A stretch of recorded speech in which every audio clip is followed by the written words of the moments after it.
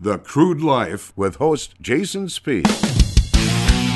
My name is Jason Spees, and this is the Crude Life Daily Update. On today's episode, we talk with Ann Hafner with the Killdeer Area Ambulance Services. Hafner talks about working in the community with the oil and gas industry and some of the challenges in rural America. In just a moment, part of our exclusive interview with Ann Hafner with the Killdeer Area Ambulance Services, right here on the Crude Life Daily Update. When the oil started out here, and like I said, I can only speak to Western North Dakota. When the oil started out here, the people that had lower paying jobs went to work in the oil fields, and those guys are working, 3 weeks on, 1 week off. Well, when you work a 14 or 16 hour day, 3 weeks in a row, and you only have 1 week off, your chances of wanting to spend a lot of time volunteering for the ambulance service are pretty low. As time goes on, the care we're required to give requires much more highly trained ambulance staff, and that takes a lot of time, and it's a lot of expense too. So people just don't have time to put in the hours that the ambulance services require to meet the needs of the community. That being said, though, we have a couple of employers in town that do still allow their employees to take ambulance call, but those businesses are short of personnel because a lot of their personnel left to work the higher paying oil field jobs.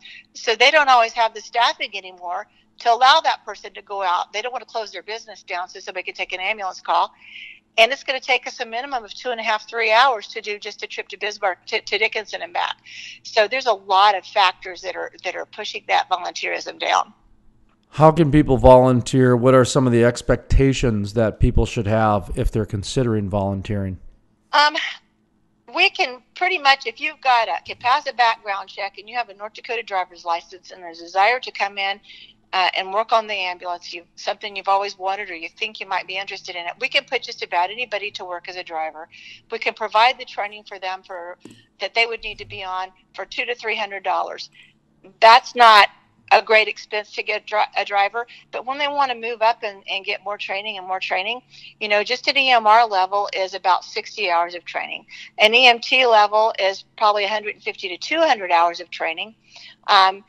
If you want to be a paramedic, that's about 13 months, 14 months. So it just depends on what everybody wants to put into it. And that was Ann Hafner with the Killdeer Area Ambulance Services. To listen to the full-length interview or to check out other exclusive interviews, visit thecrudelife.com. That's thecrudelife.com. Check us out on Facebook and Twitter, other social media. Go to thecrudelife.com and click on the social media tab. 350,000 social media followers. From the staff here at the Crude Life Daily Update, my name is Jason Spees, asking you to savor life and enjoy the spice.